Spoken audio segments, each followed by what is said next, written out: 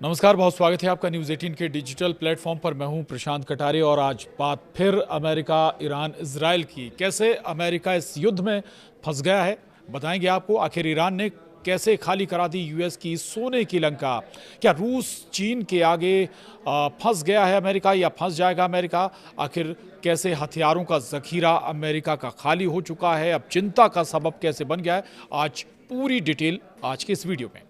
तो ईरान के साथ चल रहे भीषण युद्ध ने सुपर पावर अमेरिका के सैन्य दबदबे की पोल खोल दी है, क्योंकि हफ्तों तक चले इस संघर्ष में अमेरिका ने अपने सबसे घातक हथियारों का भंडार लगभग खाली कर दिया है। Centre for strategic and international studies CSIS की रिपोर्ट के मुताबिक पेंटागन ने अपने पैट्रियट और थार्ड जैसे उन्नत एयर डिफेंस सिस्टम का करीब आधा स्टॉक और चीन के लिए बचाकर रखी गई 1100 लंबी दूरी की स्टील्थ मिसाइलें ईरान के खिलाफ जंग में झोंक दी हैं।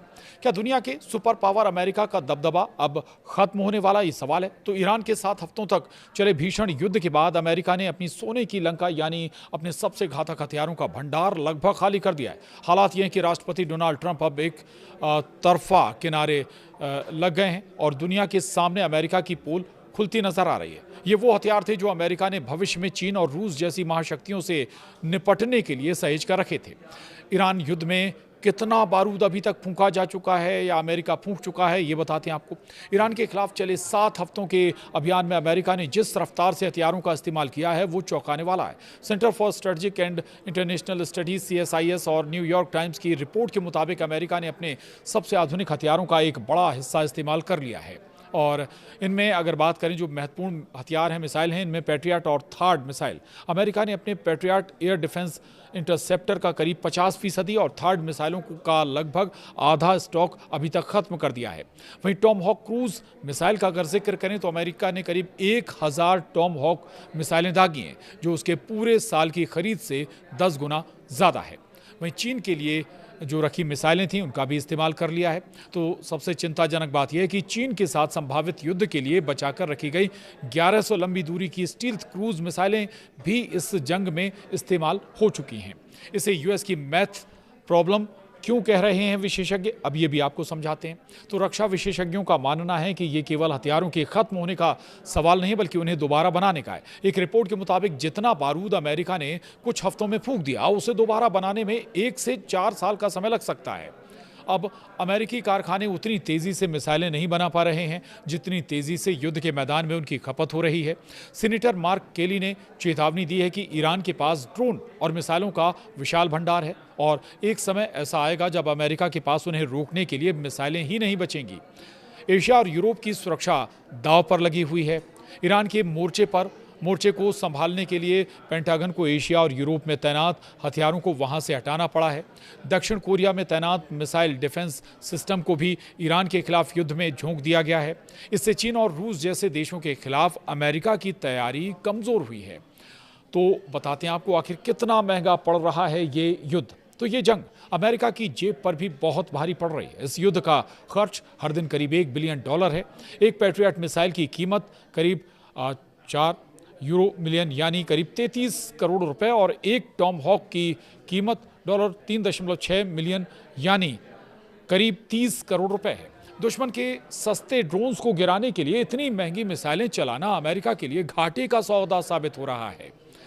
और इधर अमेरिका ईरान युद्ध को लेकर जब अमेरिकी राष्ट्रपति डोनाल्ड ट्रंप से पूछा गया कि ये संघर्ष आखिर कब खत्म होगा, तो उन्होंने सीधा जवाब देने के बजाय सवाल किया कि क्या वियतनाम का युद्ध जल्द ही खत्म हो गया था। उन्होंने इसके बाद इतिहास की तरफ इशारा कर दिया। ट्रंप ने कहा कि मैंने एक चार्ट देखा, पहला विश्व युद्ध 4 साल 3 महीने चला, दूसरा विश्व युद्ध 6 साल, कोरिया युद्ध 3 साल और वियतनाम युद्ध 19 साल चला। और वो कहते हैं मैं तो अभी ईरान में कुछ ही महीने में हूँ। यानी ट्रंप का साफ संदेश था कि युद्ध की कोई तय टाइमलाइन नहीं होती, लेकिन उनके इस बयान के पीछे असल वजह ट्रंप की कमज़ोरी है। सवाल है कि क्या सच में युद्ध लंबा चलाना चाहते हैं डोनाल्ड ट्रंप? तो उत्तर है ऊपरी तौर पर ट्रंप का बयान आक्रामक लगता है, लेकिन ज़मीन पर अमेरिका की रणनीति बदलती दिख रही है। अब अमेरिका ईरान से सीज़फायर को लगातार बढ़ा रहा है और सीधे बड़े सैन्य टकराव के बजाय हॉर्मूज जलडमरू मध्य को ब्लॉक कर आर्थिक दबाव बनाने की नीति पर ज़्यादा जोर दे रहा है। और इसका मतलब साफ है कि ट्रंप अब युद्ध को लंबा खींचने के बजाय ईरान को आर्थिक और स्ट्रेटजिक तरीके से झुकाना चाहते हैं। आखिर ऐसा क्या है कि अब ईरान से नहीं लड़ना चाहता है अमेरिका? तो ईरान से अमेरिका एक महीने की लड़ाई के बाद समझ चुका है कि इस तरह से जीत हासिल नहीं हो पाएगी, बदले में उसे ही नुकसान होगा। Centre for strategic and international studies CSIS की रिपोर्ट के मुताबिक अमेरिका ने इस युद्ध में अपने मिसाइल भंडार का बड़ा हिस्सा खर्च कर दिया।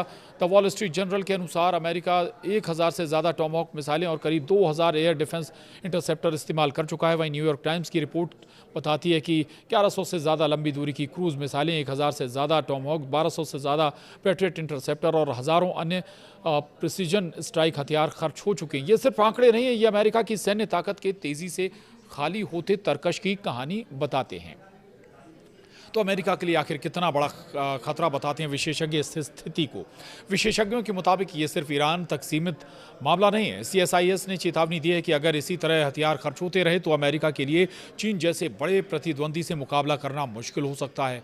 रिपोर्ट में साफ कहा गया, भविष्य के किसी बड़े युद्ध में मौजूदा हथियार भंडार पर्याप्त नहीं होगा। वहीं न्यूयॉर्क टाइम्स की रिपोर्ट के मुताबिक अमेरिकी कमांडरों की सबसे बड़ी चिंता है कि एशिया समेत दूसरी जगहों पर मौजूद हथियारों को पश्चिम एशिया में लाया जा रहा है और लंबा वक्त लगेगा। जी हाँ, सबसे बड़ी चिंता ये है कि इन हथियारों को दोबारा भरना आसान नहीं है। कई मिसाइलों को बनाने में 1 से 4 साल लग सकते हैं। कुछ सिस्टम्स को पूरी तरह बहाल करने में 5 से 6 साल तक का समय लग सकता है। यानी युद्ध खत्म होने के बाद भी अमेरिका की कमज़ोरी लंबे समय तक बनी रह सकती है और दुनिया भर से अपने हथियार ला रहा है अमेरिका। जहां स्थिति इतनी गंभीर है कि अमेरिका अब एशिया और यूरोप से हथियार हटाकर खाड़ी देश भेज रहा है, वहां पर इन्हें तैनात कर रहा है ताकि कुछ मजबूती मिल सके।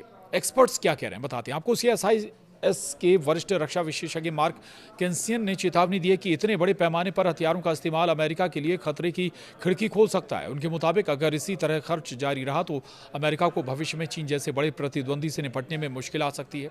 अगर चीन ने ताइवान पर हमला कर दिया तो अमेरिका के लिए युद्ध में उतरना मुश्किल हो जाएगा। उन्होंने ये भी कहा कि अब अमेरिका को महंगे हाईटेक हथियारों के साथ साथ सस्ते और तेज़ी से बनने वाले विकल्प जैसे ड्रोन पर ज़्यादा ध्यान देना होगा। और दूसरी एक और तस्वीर आपको बता देते हैं। दरअसल एक तरफ अमेरिका के हथियार खत्म हो रहे हैं, अमेरिका नहीं चाहता कि इस युद्ध को बहुत लंबा खींचा जाए, हथियारों का ज़्यादा इस्तेमाल किया जाए। दूसरी तरफ पाकिस्तान में भी पीस बैठक की चर्चाएं थीं, हालांकि वो टल ज़रूर गई है, लेकिन अभी भी जो एक कहीं गुंजाइश है। एक पाकिस्तानी सूत्र का कहना है कि ईरानी प्रतिनिधि मंडल का नेतृत्व ईरान के विदेश मंत्री अब्बास अराक्ची कर रहे हैं। अधिकारियों के मुताबिक बातचीत की प्रक्रिया के लिए एक अमेरिकी सुरक्षा दल पहले से ही इस्लामाबाद में मौजूद है और हालांकि अभी तक ईरानी और अमेरिकी पक्ष ने आधिकारिक तौर पर इसकी घोषणा नहीं की है।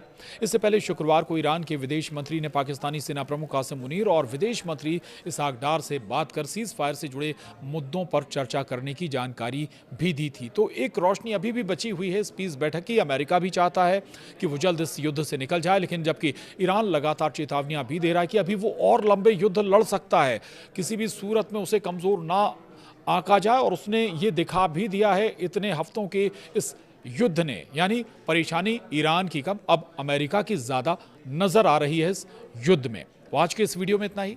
नमस्कार।